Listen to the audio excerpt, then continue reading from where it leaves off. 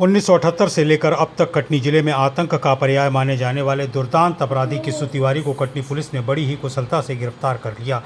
किस्सू तिवारी को अयोध्या में भीड़भाड़ भरे इलाके में गिरफ्तार किया गया। किस्सू तिवारी की गिरफ्तारी को लेकर पुलिस अधीक्षक अभिजीत कुमार रंजन के द्वारा पूरी रणनीति तैयार की गई और 5 टीमों को उसकी तलाश में देश के कोने कोने में भेजा गया। उसकी तलाशी करते हुए टीम देश के कोने कोने में भटक रही थी। इसी बीच उसके अयोध्या में मौजूद होने की खबर जैसे ही पुलिस अधीक्षक अभिजीत कुमार रंजन को लगी, उन्होंने किस्सू को गिरफ्तार करने के लिए रंगनाथ नगर थाना प्रभारी नवीन नामदेव, झिंझरी चौकी प्रभारी महेंद्र जायसवाल के साथ एक टीम को अयोध्या के लिए रवाना किया। अयोध्या पहुंची टीम ने चिलचिलाती गर्मी में किस्सू की तलाश शुरू की। टीम को जैसे ही अयोध्या मंदिर के समीप बाजार में किस्सू के मौजूद होने की भनक लगी, उन्होंने तुरंत ही उसे दबोच लिया। अयोध्या में गिरफ्तार करने के बाद किस्सू को कटनी लाया गया और उसे एक गुप्त स्थान में रात भर रखा गया। सुबह होते ही मीडिया से रूबरू कराने के बाद उसे जेल भेज दिया गया। महज 18 साल की उम्र में किस्सू तिवारी ने पहला अपराध घटित किया था। उसके बाद उसने लगातार एक के बाद एक घटनाओं को अंजाम दिया। 1978 से लेकर 1994 तक किस्सू तिवारी सक्रिय रूप से अपराध घटित करता रहा। इस बीच उसने हत्या की बेहद जघन्य वारदातों को अंजाम दिया। घटनाएं भी ऐसी कि उसके किस्से सुनकर ही लोगों के रोंगटे खड़े हो जाएं। दुनिया में सबसे बड़ा नाम किस्सू तिवारी, इसे कटनी पुलिस ने पिछले दिनों गिरफ्तार किया। इतने बड़े अपराधी को अभी तक कटनी पुलिस छू भी नहीं पाई थी। उसको गिरफ्तार करने में सफलता कैसे मिली, क्या स्ट्रेटेजी कटनी पुलिस की रही है और उसको कैसे फलीभूत किया गया? देखिए, मैं आपको बताना चाहूँगा कि किस्सू तिवारी एक दुर्दांत अपराधी है। उसके अगर पुराने ट्रैक रिकॉर्ड को आप देखेंगे तो उसके खिलाफ लगभग 22 मुकदमे कटनी, जबलपुर और इंदौर जैसे शहरों में दर्ज हैं और सारे मुकदमे बड़े ही संगीन किस्म के हैं, जिसमें हत्या के प्रयास और इसी प्रकार से घातक वार करना, ऐसे जो है इसके खिलाफ अपहरण की भी धाराओं में लगातार उस ज़माने में जब ये एक्टिव रहा है इसके खिलाफ अपराध दर्ज हुए हैं।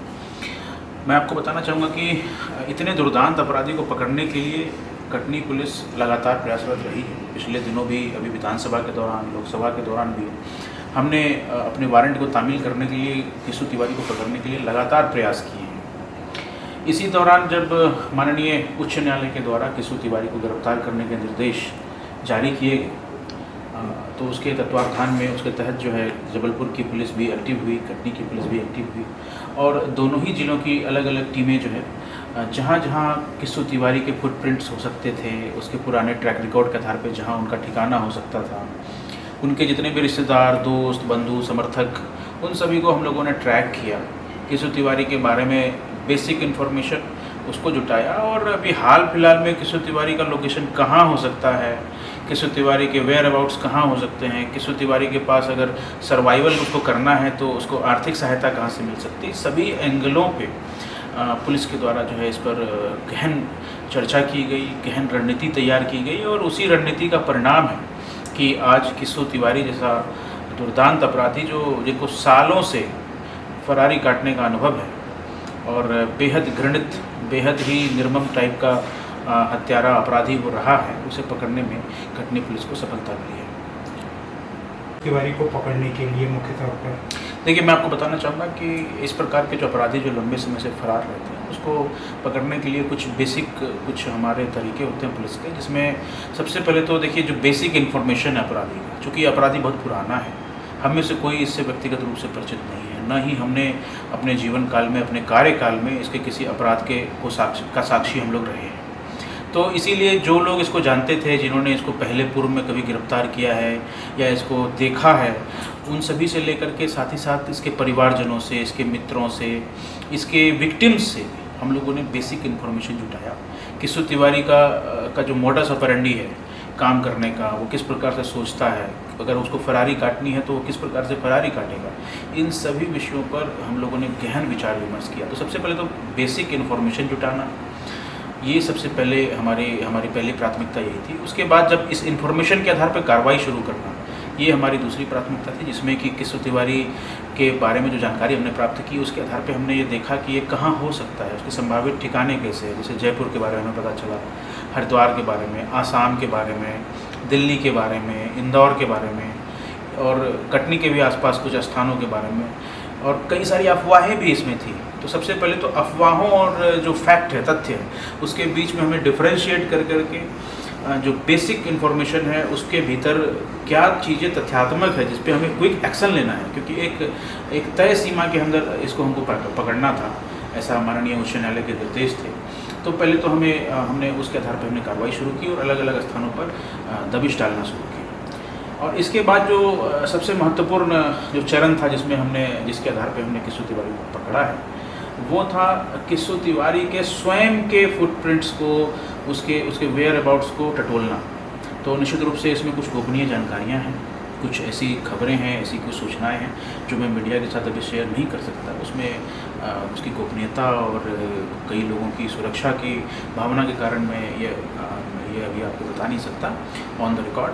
तो ये ऐसी चीज़ें हैं जिसके बाद हमने उसको ट्रैक कर लिया, बाकायदा उस व्यक्ति को हमने ट्रैक कर लिया और उसको बड़ी ही सफलता के साथ हमारी टीम ने, जैसा कि आपको पता है कि राम जन्मभूमि थाना अयोध्या से उसको हमने गिरफ्तार किया।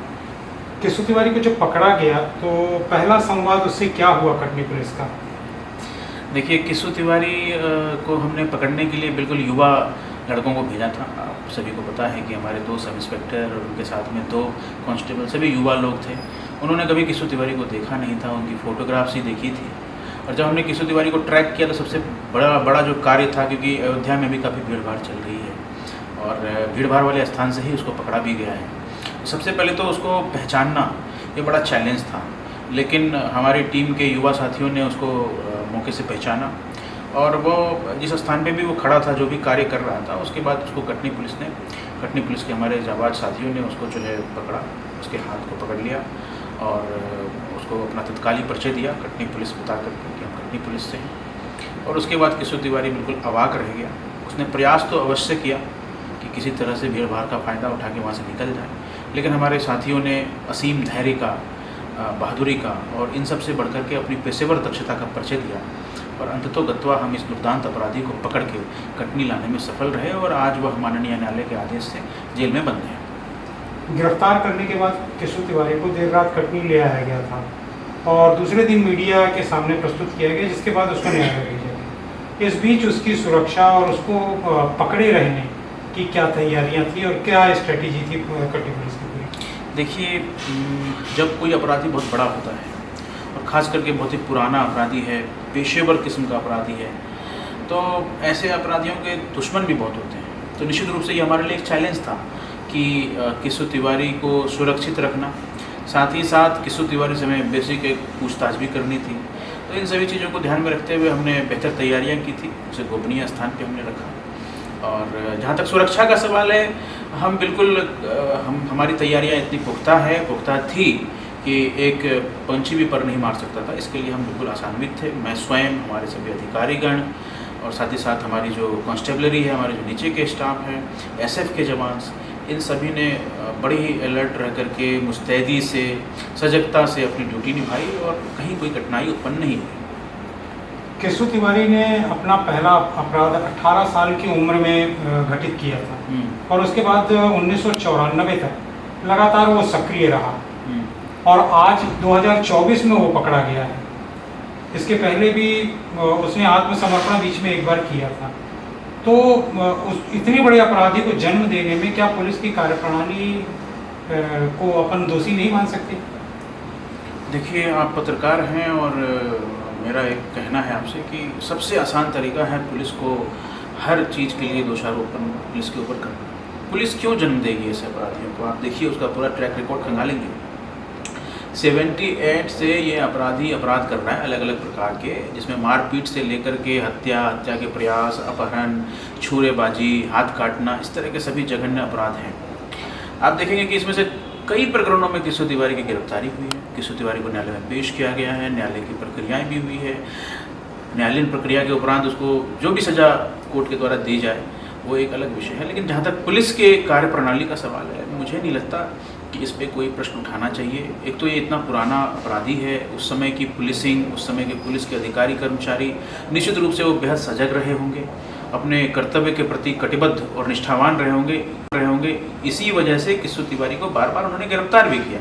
यह अलग बात है कि 1992 के बाद किस्सू तिवारी लगातार लंबे समय तक फरार रहा है और 2015 में गिरफ्तार हुआ, उसके बाद वो कुछ समय जेल में रहा है, उस पर पुनः फरार हो गया।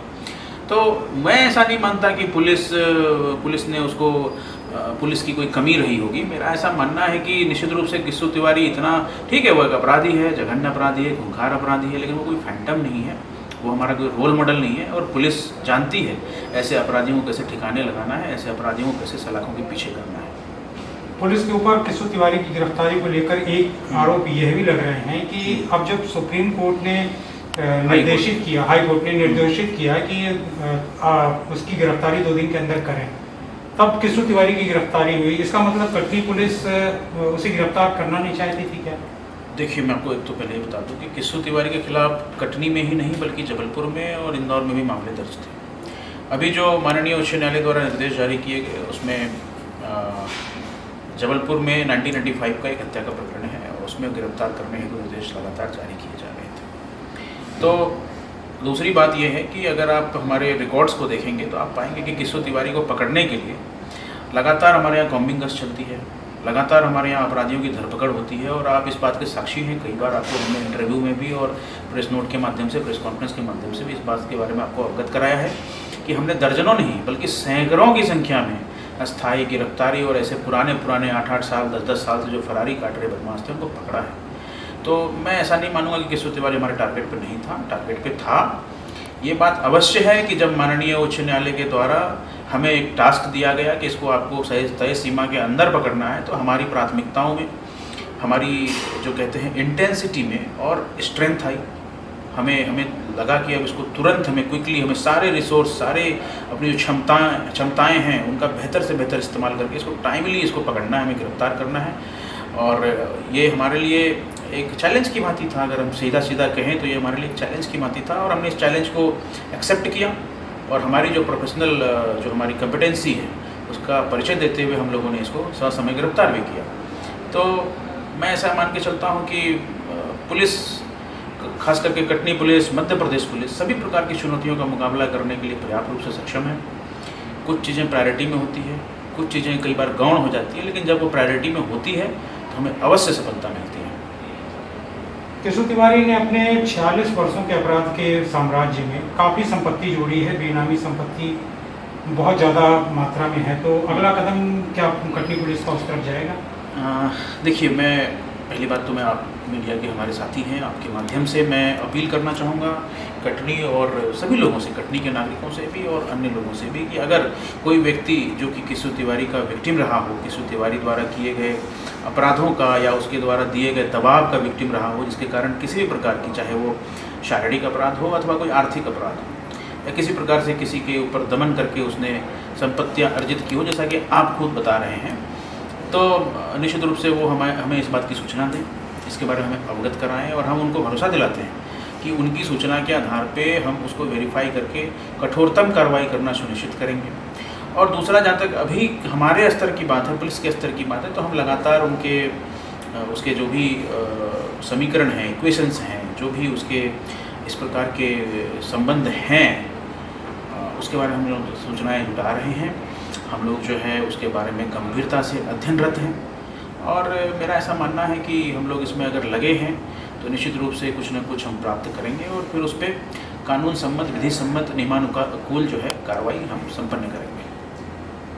कई बार देखने में आया है कि कई लोग शौकिया तौर पर अपराध को घटित करते हैं। किस्सू तिवारी की इस घटना को लेकर, गिरफ्तारी को लेकर, ऐसे लोगों को, ऐसे जो अपराध करने की नीयत रखते हैं या इस रास्ते पे जाना अपने लिए कोई एक अपॉर्चुनिटी समझते हैं, तो उनके लिए क्या संदेश है आपकी तरफ से? देखिए, मेरा ऐसा मानना है कि भारत एक लोकतांत्रिक देश है।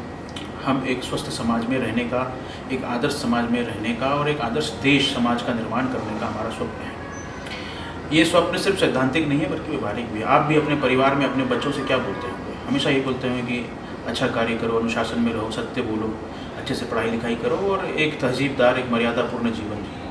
आप देखते हैं कि हमारा जो सबसे बड़ा आदर्श है हमारे जीवन का, वो मर्यादा पुरुषोत्तम उसको बोलते हैं।